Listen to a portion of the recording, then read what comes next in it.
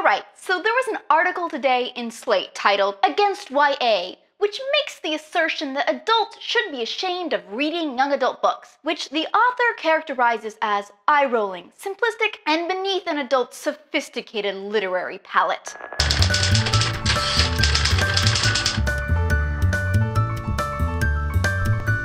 Okay, let's cut to the chase here. The author is to a certain extent trolling. You don't write a headline like that if you're not trying to elicit an outraged response, which drives traffic, which is certainly helpful to a freelance writing career, right?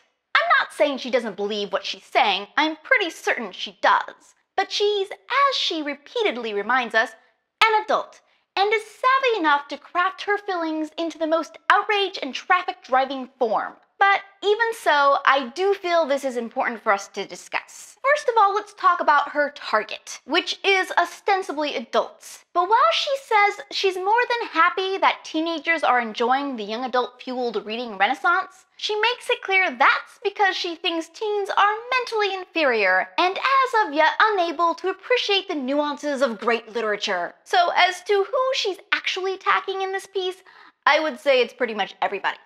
And I really don't understand people who leap from, I didn't personally connect with a book, to, so anyone else who did must be an idiot. We are each individuals and very unique, pretty much a target audience of one. It's actually amazing to me that any of us like anything in common. I read plenty of books that I don't personally connect with that are very popular with other people. I honestly review the books I read and will say if I don't like it.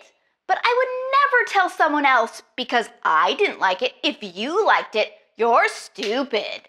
I'm me, you're you. I've never been you. How the hell would I know? And I just don't understand what the writers of articles like this are trying to accomplish, besides the aforementioned career uppage. I assume it's to humiliate people into reading the books you like. It's not a great strategy.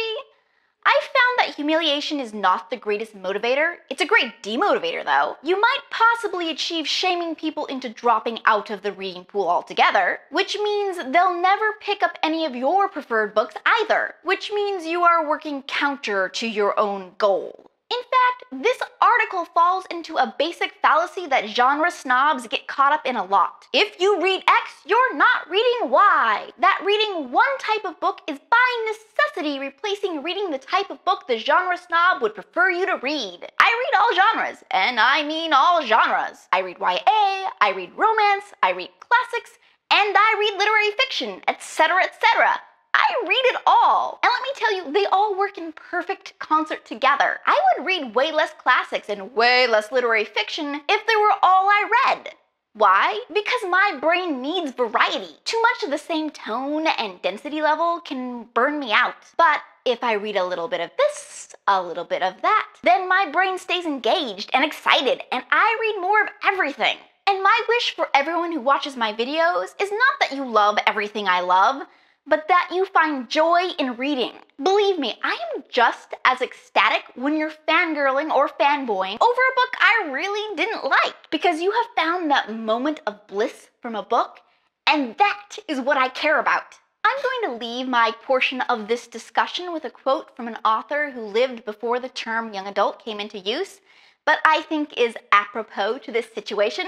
A children's story that can only be enjoyed by children is not a good children's story in the slightest. C.S. Lewis.